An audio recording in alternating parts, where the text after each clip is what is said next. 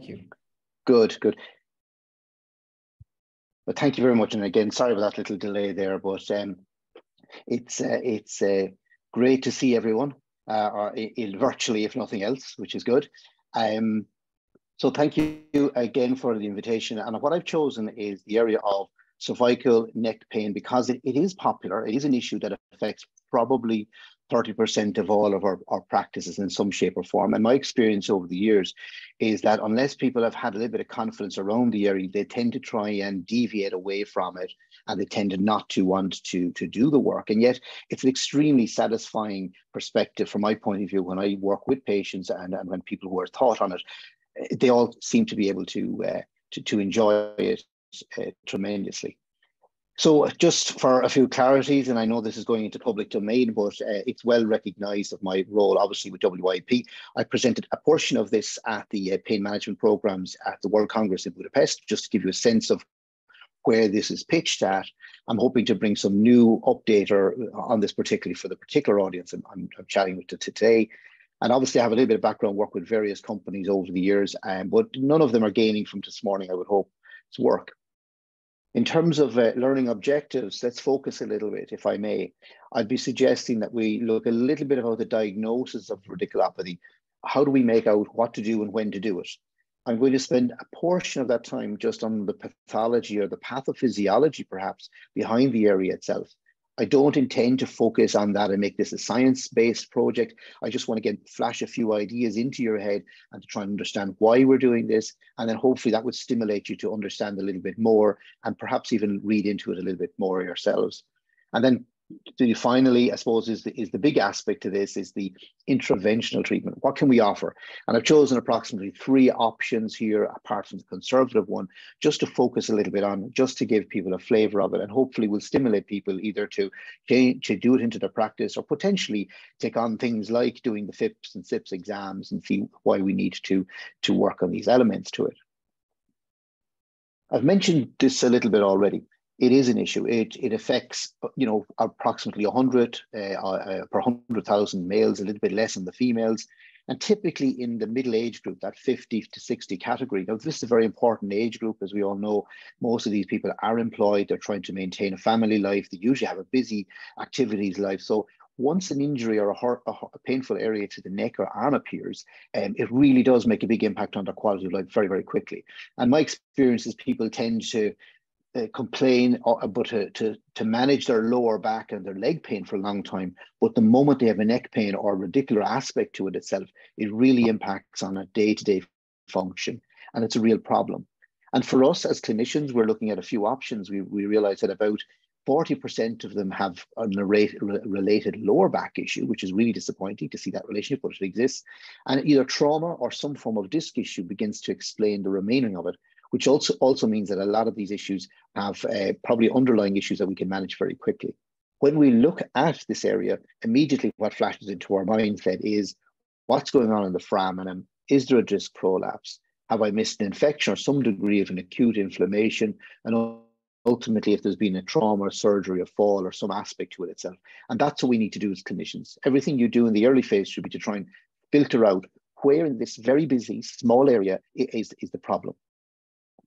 And like everything in pain medicine, the history and examination are very, very important in trying to get the diagnosis at least on target and certainly eliminate any red flags that we need to identify over a period of time.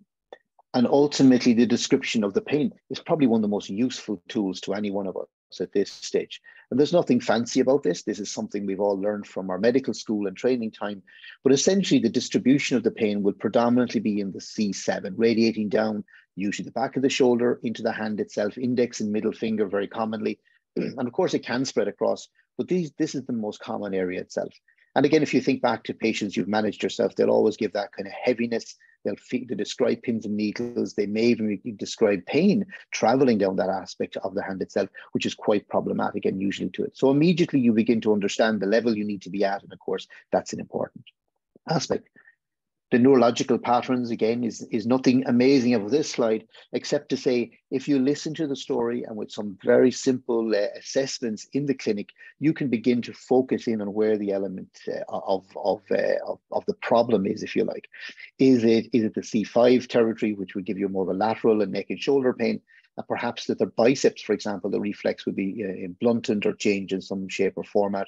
Likewise, you can identify areas such as C6 and 7. Again, the pattern, triceps pattern, issues going into the forearm, into the fingers itself. So immediately begin to paint up a picture.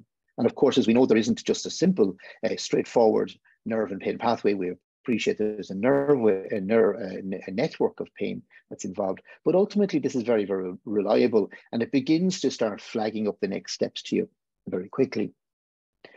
When you're doing that, I'd advise we look also for some of the common, if you like, tricks or issues that we don't want to miss. Something as simple as a carpal tunnel syndrome can really mimic a C6 and C7 nerve issue. But of course, this is going to involve specifically hand or distal to the wrist area itself, and you'll exclude the triceps. You don't tend not to have issues further back up. Likewise, the ulnar nerve entrapment or cubital tunnel syndrome can also be identified with overuse, for example, and we give you that very classical radicular symptom as well. But of course, it's focused. It's very simple to the area itself. And sometimes missed, of course, is the posterior interosseous nerve entrapment. And again, you get the branch or the radial branch that can be identified and give you a fixed pattern. Now, the reason I'm making a little story of these is, of course, the management of these three issues here are completely different to having to deal with the neck area generally. These can be more peripherally managed. They can be quite successfully managed without having to have an extensive workup any further than that. But nevertheless, you do need to be alert to it and can resolve matters very quickly indeed. I've included this slide of information because you do see this in various textbooks, either medical ones, pain medicine ones, perhaps orthopedic ones, depending on people's experience, of Sperling's tests, shoulder abduction tests. Personally, I find them a little difficult. Sometimes they're too painful for the individuals to do, but certainly a little bit of lateral traction and pressurize over the particular nerve root that you would expect can often mimic the symptoms down the area, and again points you as a pain physician in the right direction. Obviously, we understand that it's not all about facets, nerve entrapment. There could be musculoskeletal elements to this, etc. So it's not a really wonderful one for us, but you do see our orthopedic colleagues and neurospine colleagues referring to this particular aspect to itself. I don't believe it's actually been tested in terms of validity over a period of time from a pain perspective. On top of that, then, of course, we have to be watching out for the red flags. And I've mentioned these particular four areas, and simply because I found four of these areas. These are the topic ones that I would have picked up over the years. A sudden pulmonary apex tumor, compression of the subclavian artery, phrenic nerve, underlying horners, and people were referring it thinking there was nothing wrong with the neck. And of course, there's a bigger issue. Spinal features, tumors and metastasis can also be identified, but again, this may be a background of cancer or cancerous-based pain. Neurofibromas and brachyalgia, I suppose, is something that does happen over a period of time. They get strained into the shoulder, into the neck area itself, mimicking the pain pattern itself. And sometimes this might be one where excluding it by using the techniques we look at this morning or this afternoon, depending where you are, will help us identify that this is the fact itself. And it's managing this is a completely different approach. But these are the ones, again, that issues I have found over time. So I think it's always worthwhile identifying it. The next question people always ask is, well, what's the best technique to try and identify or to help us? And certainly an MRI image is very popular. Accessibility has increased dramatically over the last number of years, but it doesn't really give us a gold standard for identifying. I suppose it rules out red flags, such as I've identified other areas or other issues that might be causing it that may not need our attention, but may need one of our colleagues. You must remember that about 30% of individuals will have an abnormal MRI and they'll have completely no pain when you get down to the cervical area itself.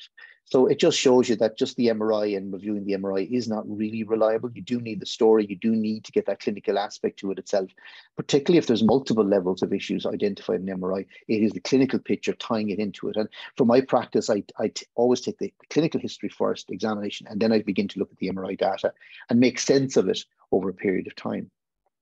One area that I have developed out a little bit more is this concept of electrophysiology, understanding the way the nerve fibers are operating over a period of time. And this isn't necessarily nerve conduction testing, although again, that can be popular depending on accessibility, but that essentially tells us that the nerve is working, it's going from A to B and it's able to contract. You can do that clinically. The area of quantitative sensory testing, QST testing, has grown. I originally started using this as part of my own research profile approximately 10 years ago. We now have a much easier bedside approach to doing this. There's a lot more fancier computer background, but again, more importantly, we also now have a database, a substantial database of what normal is and what's not so normal. The next phase of this is understanding, who needs it and what are the issues to it, taking those concepts of allodynia, hyperalgesia, etc., and making sense of them over a period of time. So I believe this is something that is going to come down the road.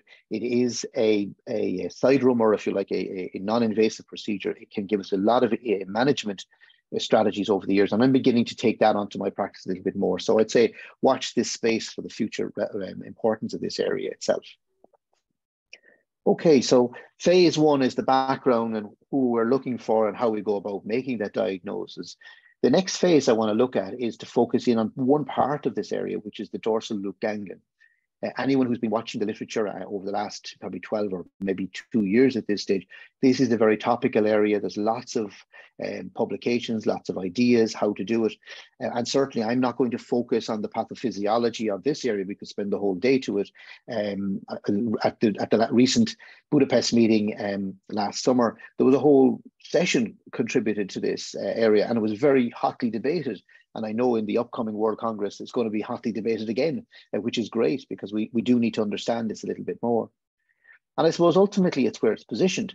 And any part of the anatomy in my mind that is hard to get at or is protective tells me nature finds it important. And the dorsal root itself is hidden right in behind the foraminal territory, very well protected. So it takes a specific skill or at least certain needle strategies to actually get to it itself. It communicates as well with all the inner lining, if you like, of the spinal column.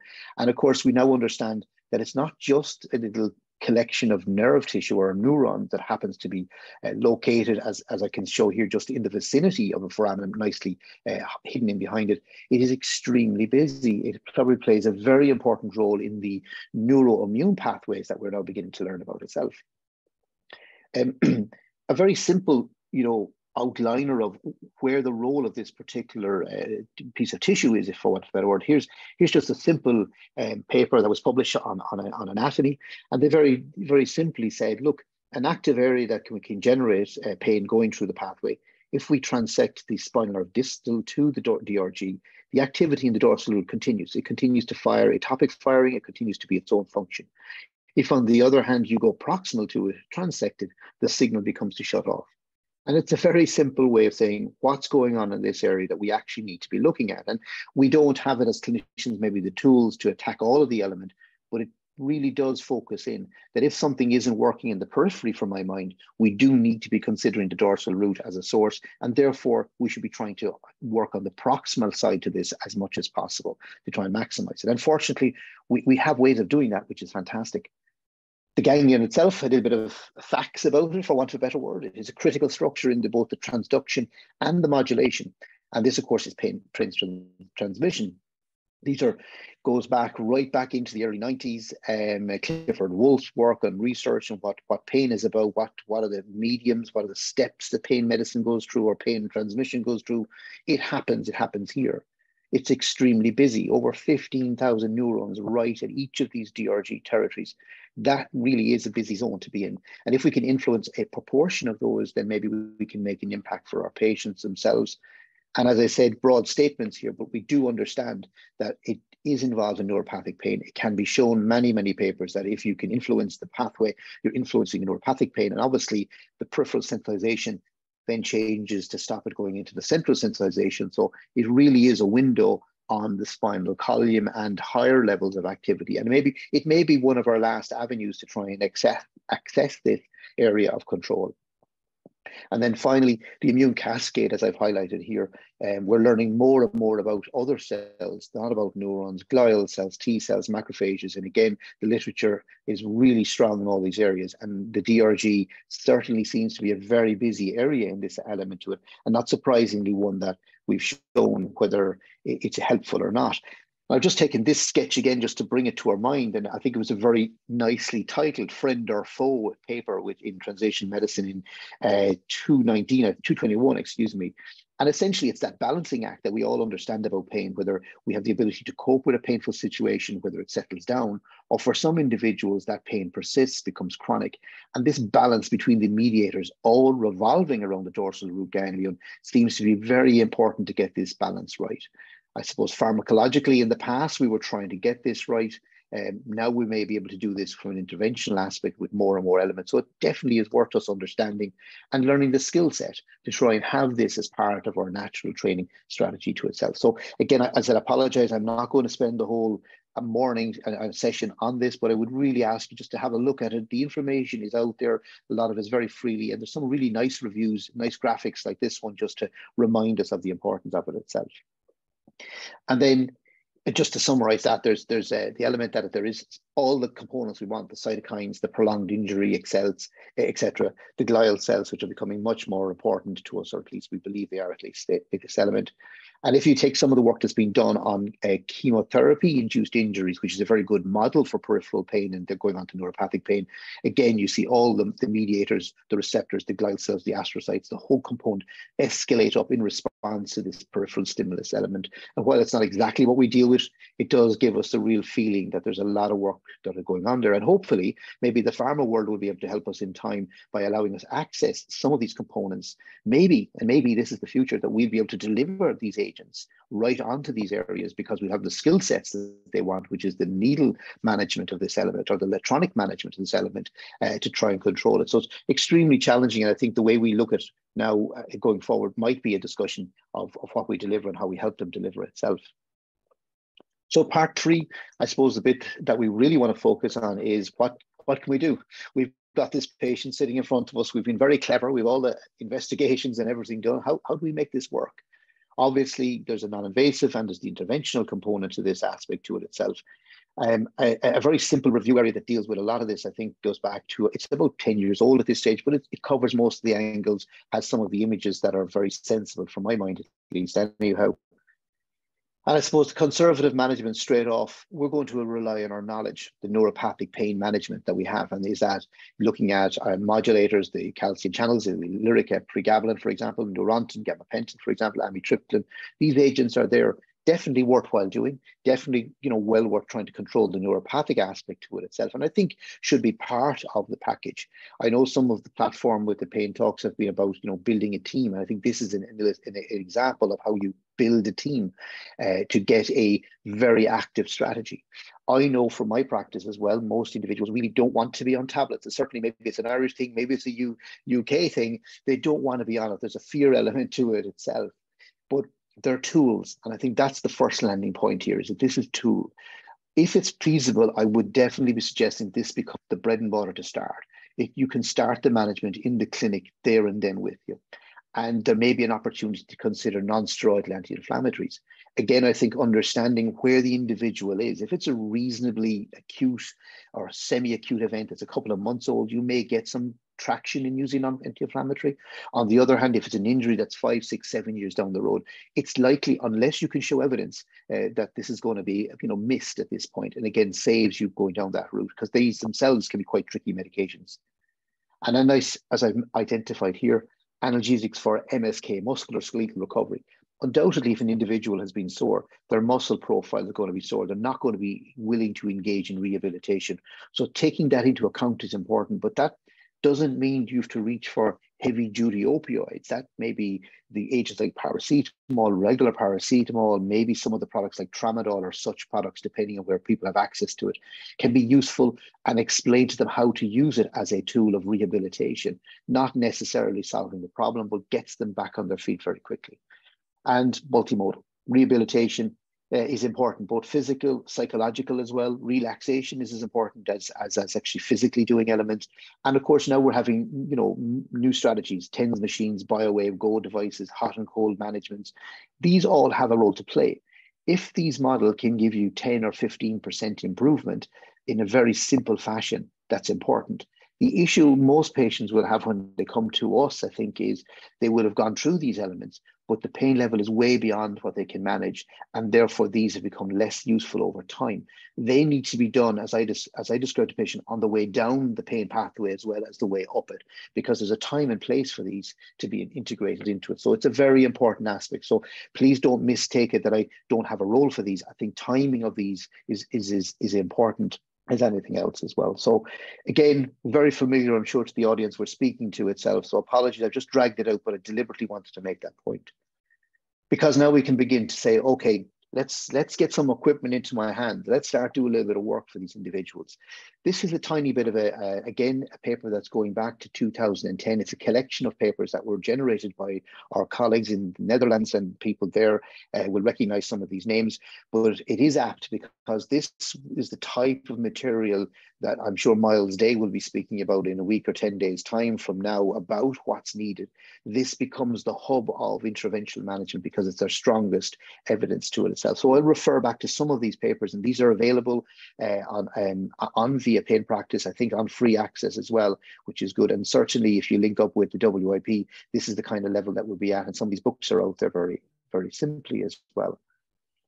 I always jump in at this slide when I present very quickly going, okay, why are we doing it? Let's not leave this till the end. Let's focus on why bother. Are we going to go and do injections to this area? Well, there's good evidence actually from the neck point of view. Radio frequency denervation, which I'm going to focus on again, has got that very high 2 Bre level, which means apart from having a totally randomized control, it's pretty strong, it's responsible, it's doing reasonably well. And I know people debate about these scoring systems, but we have to use something, and this is pretty good itself. We don't have, at this paper, 2010, spinal cord stimulation was very early stages in terms of neck. I'll illustrate some of where that is at this point in time and the role it may play in this aspect to it again, but I'm conscious that not everybody has access to it. It doesn't mean we shouldn't know about it. The other item I always do with this element is, before we get stuck in, is, well, what can we do wrong? Always critical. Let's know what we want to, what we don't want to cause. We don't want to cause a complication, okay? And again, that comes with confidence, and probably complications in the neck area, if you don't have a little bit of skill set and not doing something routinely, can be quite high and can be quite damaging. Intravascular injection, of course, is something that goes with the flow. But if it's in the neck territory itself, intuitively, it's a shorter distance to the brain. There's an issue. We've got parkulates. We know about quadriplegia. We know about spinal and cord injuries. These have all been reported. Sometimes it's infarction, sometimes it's transient and a vascular spasm. Anyone who has attended meetings and listened to Professor Rack, he always has a very good complications slide. It goes on forever in some times, but it's fantastic. But he gives some really good illustrations why injecting a product on the left side of a neck, for example, and suddenly you begin to see activities and brain function and more importantly blood flow compromising on the far side because of the collateral circulation here. So you really do want to be kind of alert to this aspect. And I suppose the one you don't really want is the anterior artery syndrome, remembering that the anterior supply, 60%, 2/3 of the supply actually comes from this particular artery. So any risk of compromising spasm, etc., is risky, can go up itself. And of course, it's the areas that matter, the spinal thalamic, the corticospinal areas are impacted. So this can be quite devastating. So I don't want to scare people off from the top end, but we do need to focus on these aspects. Needle position, needle trauma, again, huge areas to this. So you need to be cautious where you are going itself. Abscess, hematomas in the epidural space, well recognized. We'll come to some of these aspects to itself. And as I mentioned, some of these elements could be, other elements could be a Horner syndrome that persists. Trauma, very benign injuries, because again, you'll see even from this, I know it's a small image you're looking at the moment, but the vicinity, there is artery, there is vessels. You can nick them, you can cause issues down the line, can be quite problematic. The steroid themselves can be quite impactful. Insomnia, headaches, and a whole pattern of elements to, again, needs to be an aspect to it. And again, as I said, vasovagals, because you can have overflow of the product and the influence in themselves. So again, it's just being aware of them. Each of these are recognizable. They are treatable. They're probably avoidable, but complications are made to happen. And that's why we do what we do. We skill up to avoid them. But again, being alert to these, you can treat with them very, very quickly. You can react to them, sorry, very, very quickly. You can treat them as necessary quickly. And then it becomes a control event. So there's nothing wrong with that. I believe it's about understanding what you're doing. Knowing your limits is the key element to a complication. So one element that I've changed a little bit over the time is I would have been an individual who would have done the traditional injections and so be it. But the minute I started using pulsed radiofrequency to try and identify my nerve root to deal with the radicular symptoms, my confidence went up. The accuracy goes up for sure, sensitivity goes up, outcomes improve in my opinion, and certainly this is what the meta-analysis here has done for us in this particular paper, has been very helpful to support that approach to itself. Interestingly, it goes back to Martine van Cleef's work back in 1996 when they began to work in this area. And they showed even at that stage, even with that technology that wouldn't be probably as clever as we have at the present, that there was a very good reduction pattern very quickly. That built on that paper in Pain Practice, or that whole collection of papers. And again, I've just picked up what's 2018, again, a more recent meta-analysis of all this information. And it showed to me there's a huge amount of work going on. There was over 500, nearly 550 various papers. And when you filter it down for the benefit of this particular publication, the flow chart identified approximately 4 studies that were very useful, I think, to us as clinicians. And this is why I focused on them. That's why I've brought this paper to the platform today, is because they use the kind of settings we now use. They use the equipment we kind of use at this stage as well. They're both observational and retrospective. And while the end value, the sample size is a tiny bit on the smaller end, I think it represents what I do in my practice, but therefore represents what we do in general. And I think that's really helpful. The follow-up, of course, has been decent as well. So, we can say, well, hang on, we do something. How is my one patient going to do in 6 months' time? Well, actually, we can build on this very carefully. So really useful. And you can say anyone who has used pulsed denervation there or radiofrequency mode, you'll see the numbers are what we would expect to be using. So again, the outcomes are unified over a period of time.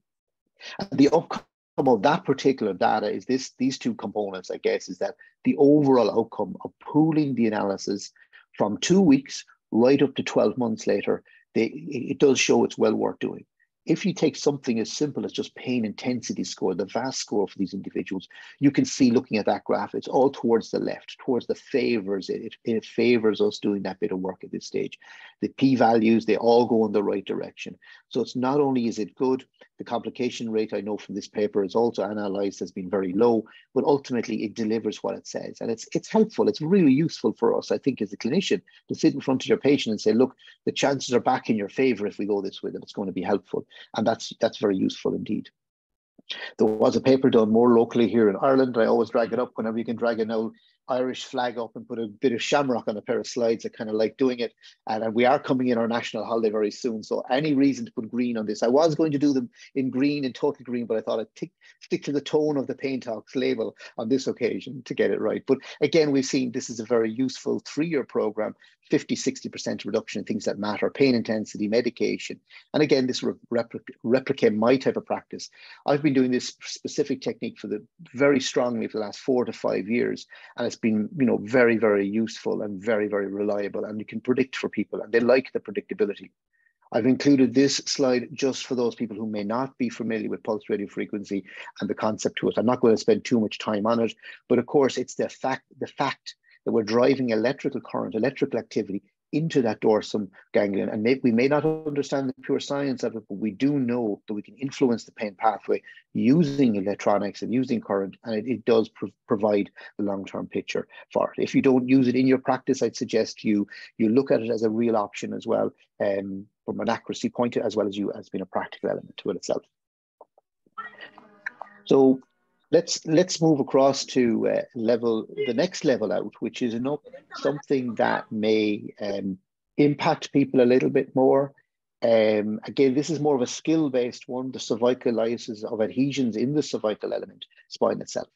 This might be something then that if the pulsed radiofrequency or selective nerve root injection doesn't work as well, I'm beginning to think inside the dorsal ganglion. How do I get on the other side? How do I get proximal to it? Or more importantly, what's causing the issue that we haven't identified it?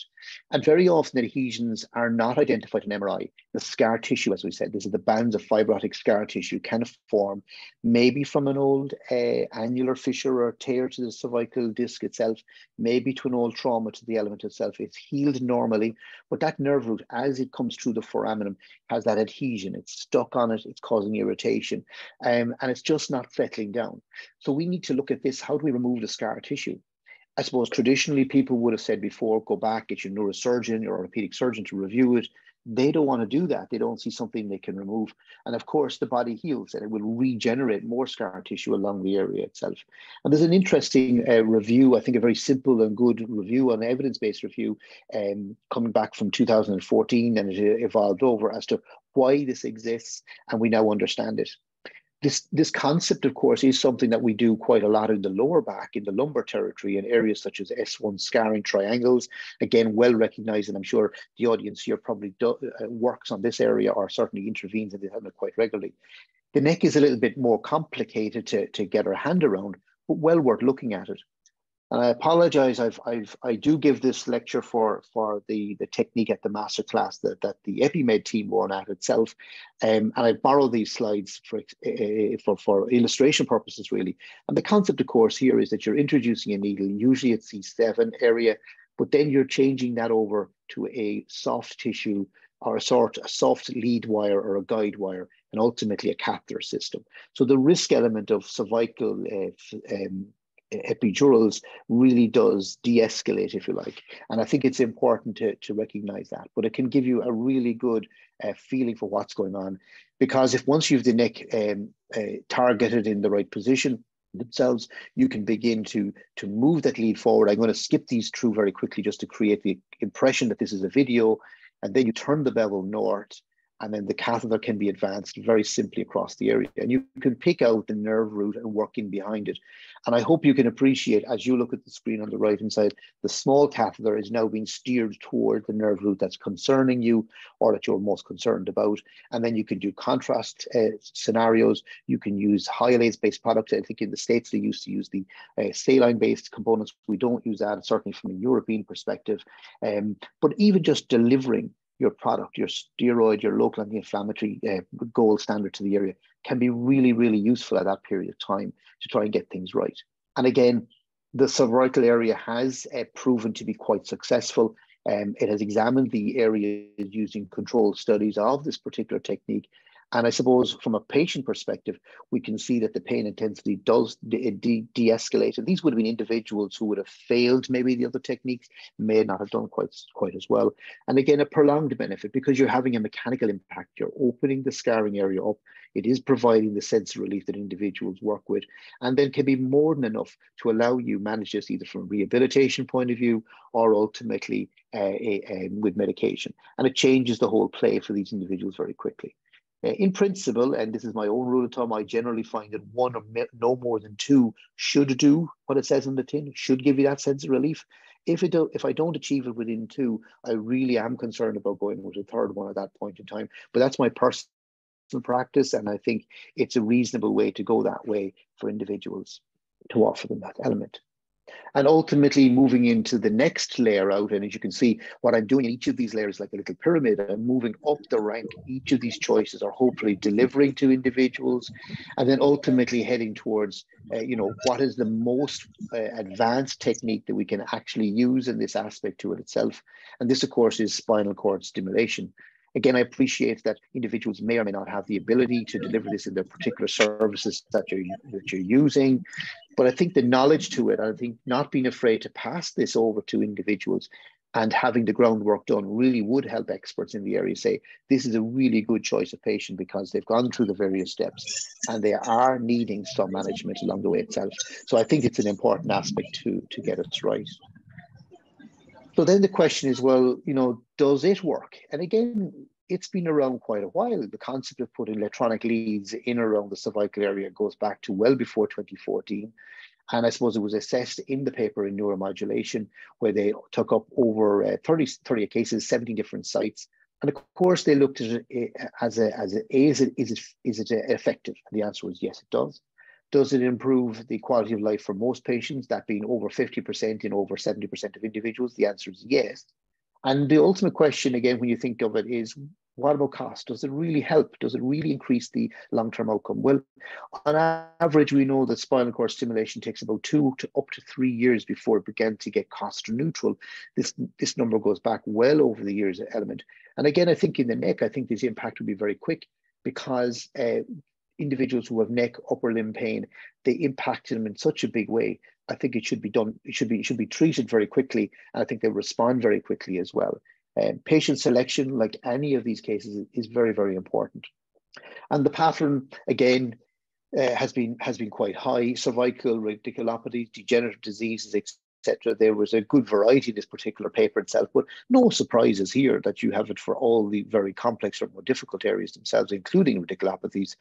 And the direct proportions, now you must remember this is a little bit old in terms of what the technology can do.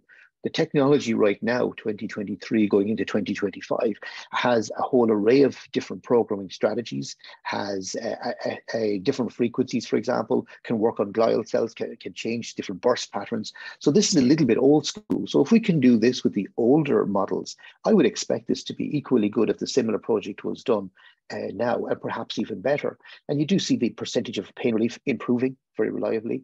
The disabilities indexes all improving, again, with significant improvements over a period of time. And likewise, the individuals of follow-up and the quality of life overall, all improving when you look at these elements, either generally improved or greatly improved. So certainly making an impact on these individuals over a period of time. Now, I'm very conscious of time, and I don't want to be taking the whole momentum with lots of ideas, but this is the idea for the questions and answer session. I'm delighted to take on those questions and maybe expand on them. But just as a summary shot right now, let me just bring up maybe 4 or 5 key learning points. Firstly, the concept of the history.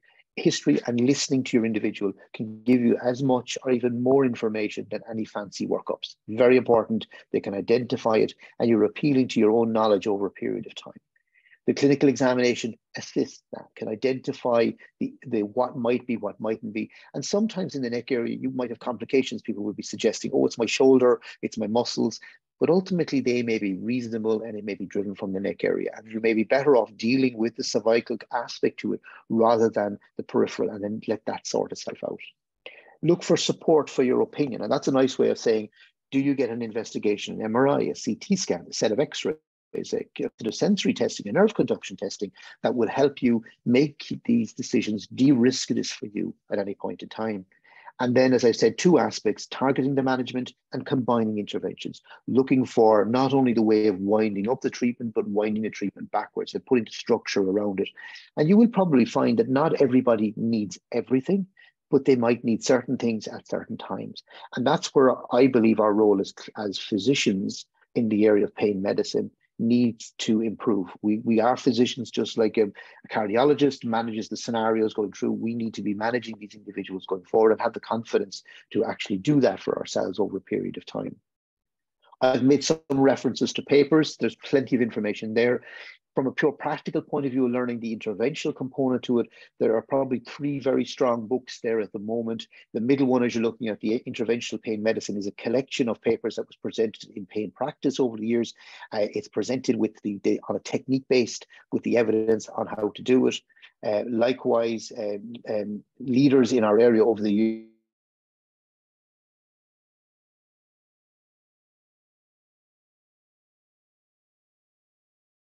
Professor Raj and multiplications book, if you like, on what to avoid and how to avoid it, because it just reflects where our practice is now. We've many years of expertise available to us. So if we can predict issues and, more importantly, how to manage them, then we're going to get better as physicians.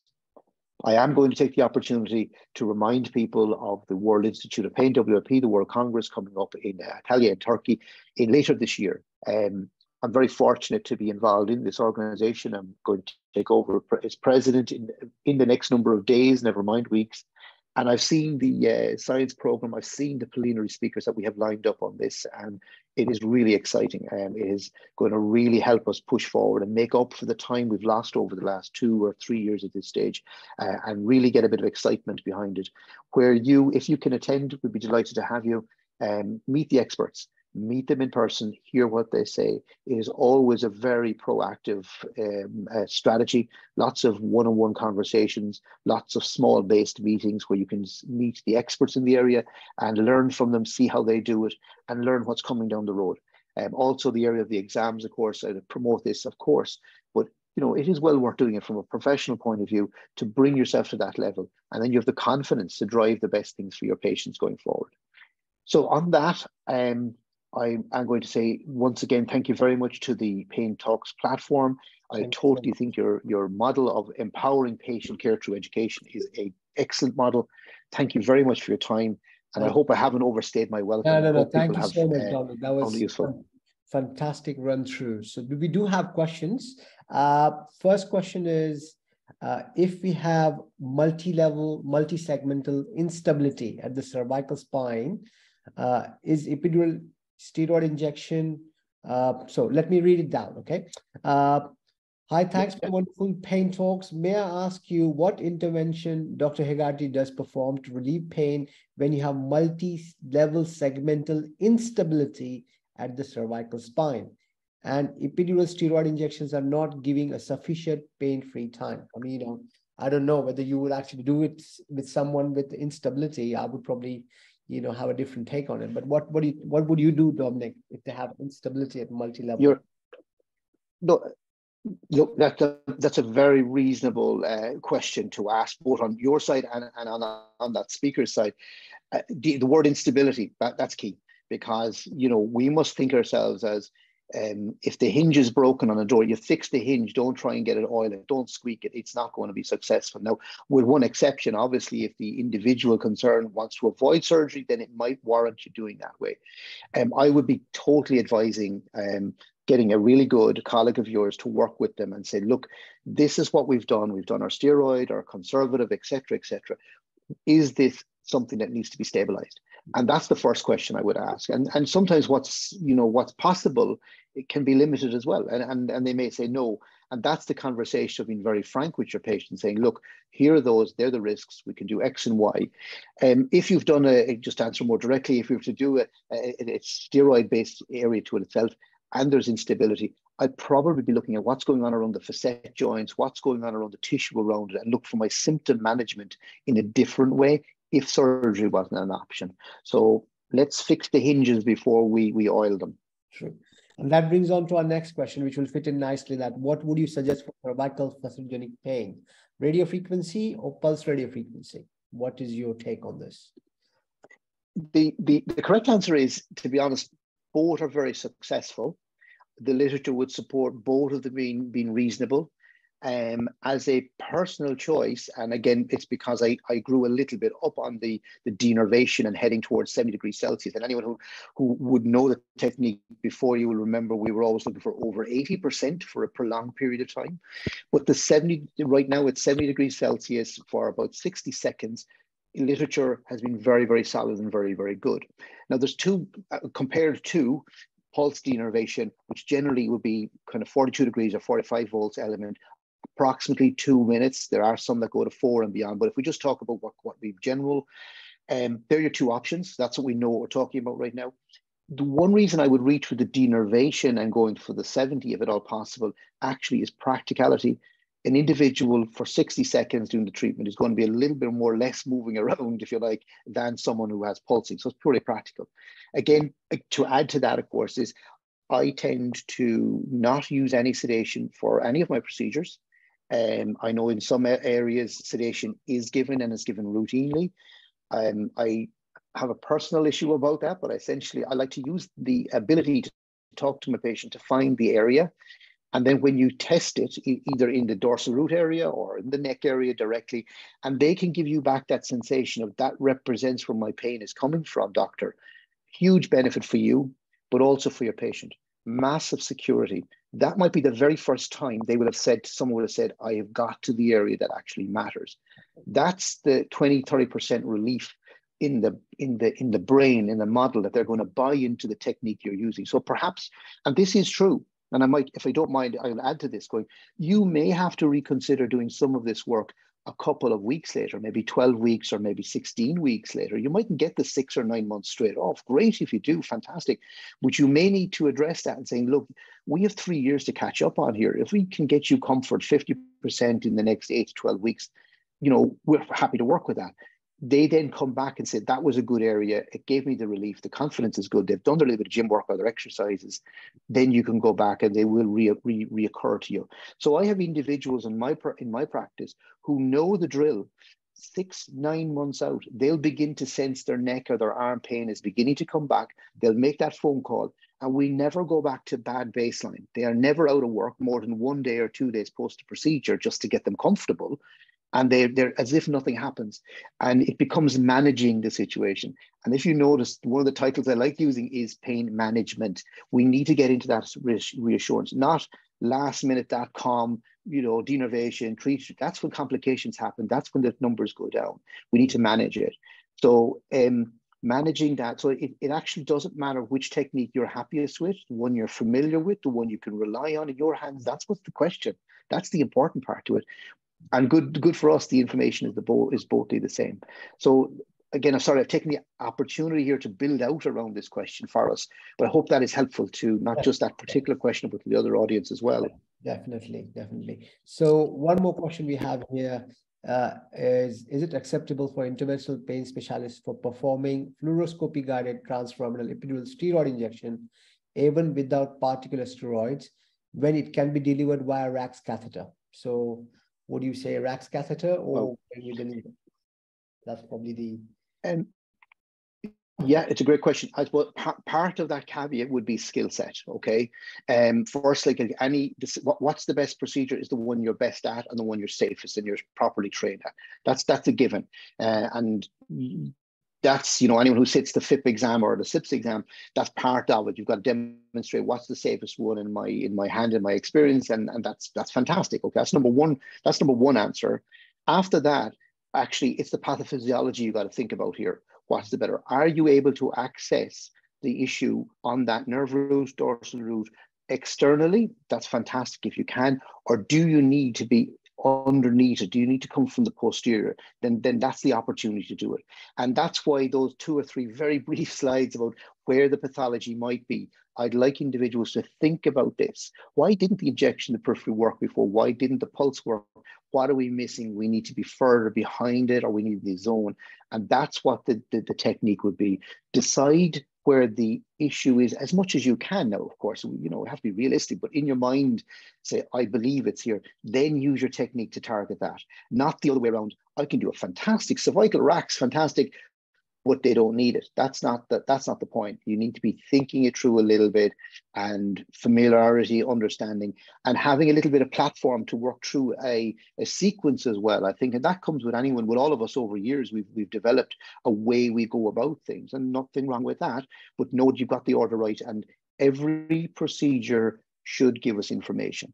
And even if a patient comes back to me and says, that wasn't helpful, for me, that answers a huge question. It begins me to say, well, that's not where we need to be. We need to move beyond that for you. So they're obviously extremely disappointed, and they're going, what's this doctor doing? Do he actually know what he's doing? But ultimately you're saying, no, I learn from every procedure. And that's why asking a question, what do you do with the answer? Very, very important. So please keep that in mind. And that's probably the better answer of when and where. The particulates, there's loads of literature on that, but it's delivery to it. And I suppose the other thing is, just to add to it, is, you know, we don't need big volumes when you do injections. If you're targeted, a number of mils can do it. We know this from peripheral blocks. We've had many papers over the years. Oh, I did 2 mils and I got a great leg block because with ultrasound, you actually put the local anesthetic where you want it to be, and it's delivery of it itself. So an injection, cervical area, 2 mils, 3 mils is the max you're going to need in that element. And if you can do the same thing with a sensory component, with a bit of technology to it, it does really make the difference from my point of view. And I think that's probably the fair answer. We have another question here saying, I have no experience of catheter techniques. I find a common challenge in patients habitus and difficulty in obtaining true lateral views under fluoro of lower cervical spine, particularly if you're doing a medial branch radiofrequency. Any tips to this scenario? I think we always face that shoulder coming in the view, but anything that you would do differently to get that C6, C7 level when you're doing branch? Yeah, it's great practice, great practice problem, for want of a better word. Actually, what I approach this a little bit, I actually position my patients on their side laterally, and it immediately takes one dimension out of it, and therefore you can then become very caudally or cephalically swing your C-arm to look down into the shoulder or behind it itself, and immediately it gives you that lower level and that safety at that lower level that you generally have it. Now, the first thing you will notice when people do this, and maybe one of these days we'll get this onto a technique on the FIPS exam, but it's the angles can be quite severe. So don't be afraid of ending up with 20 degrees oblique or caudally, and then again another caudal cephalic. So you're looking in really, really, really strange angles, but believe me, try it. You begin to open up the area very, very quickly, and you really do demonstrate that you can use your fluoroscopy element to it. I know ultrasound is an option as well to ask me to try and target, but again, purely from an X-ray point of view, thinking on the position on their side, coming in, it takes one of three dimensions away from you. It also offers a patient a very comfortable position, and they tend not to wriggle and move around. Again, if a person's got a neck issue, they won't want to lean on their tummy and be leaning forward or leaning backwards. They don't like it, and they're going to move around. Laterally, they all love lateral, nice and comfortable, get the spine nice and level with the head pillow nice and steady for yourself, great imagery, and they're never compromised in that itself. And I found it time and time again very useful, and look into that one. It's very sensible. True. I think I completely agree. And I think a lot of people have been using a sort of, a bolster attached onto the table. So when they put patients lateral, they ask them to basically hold on to that bolster so that the shoulder gets pulled out. And I think that's probably another technique I've been using. Now we have one last question here. This is a question from Ron Cooper. Ron, thanks for joining us. He says, in lumbar spine rags, described leaving the catheter in place for several days without bolus doses each day. This has changed to single placement, as you described very well. Would you consider using the original rags method if a second injection needed for cervical spine? So would you leave the catheter and then give boluses in your practice? Hi to Ron. He's about 500 kilometers north of where I'm sitting right now, I presume, if he's not on his holidays. So great to see we have this side of the planet as well. But more seriously, I think, to be fair, the concept of lean the catheter really does go back to the original Texas Tech way, back with Gabor racks, etc. I would be very reluctant, and this is my own practice, to leave any device in there for a period of time. I don't think you could probably justify it at this element to it itself. And as I said, I have a threshold where if I do one racks in my mind, I would like to see the 50%. I compromise on time. If they say, look, I got X number of weeks, that was fine. I would relook at number two if that's it, again, as a single shot and delivery to the element to it itself. What you tend to find, and maybe you'll agree with me, is that there's been an improvement. There've been less adhesions maybe on day two going back, and then you can do a little bit of work, and then that gets it over the line and makes the difference itself. So I would say not for me. But again, I don't know if people, I haven't heard of people doing that from a cervical. I think he was put to bed from the lumbar area way back. And of course, as Ron will know himself, the agents in the States are different than we would have either in the UK, Ireland, or I guess in the Middle East as well. So it's what you inject as element. So I'd be very slow leaving a catheter there. I don't see the benefit from it. I think if you're going to go down to that level of it, I think you should be looking at spinal cord stimulation at that stage, because that delivers what you want from it and persist. Now you could do a trial on that and or leave it a permanent, and that would probably give you much more information and be much more helpful for your patient. And at the end of the day, that's what we want to do. We want the best way, the safest way, and for outcomes that matter. So very, very reasonable. That's what Ron says. Agreed entirely and definitely. So I think that's what he is agreeing into. But thank you so much once again, Dominic. Really appreciate your time. And guys, watch out the space. There will be many more WIP events coming over. And do join. April has a fantastic Orlando program, has a regenerative medicine FIPP CIPS exam. And Dominic, I'll see you in Antalya in Turkey, because I'm going to be there as an examiner. So absolutely. And again, congratulations to you. I know you've been a massive driver behind this platform, so thank you for doing it. The more people we can empower through education, the better. 100% behind it. And absolutely. And to everyone on board, looking forward to meet you. Come and find me. I won't be that hard to find, I'd say, now in Italia, and hopefully before it as well. All right, guys. Have a great Sunday. Thank you so much. Take care. Absolutely. Thank you very much. Bye bye now. Thank you, everybody. Thank you. Bye bye.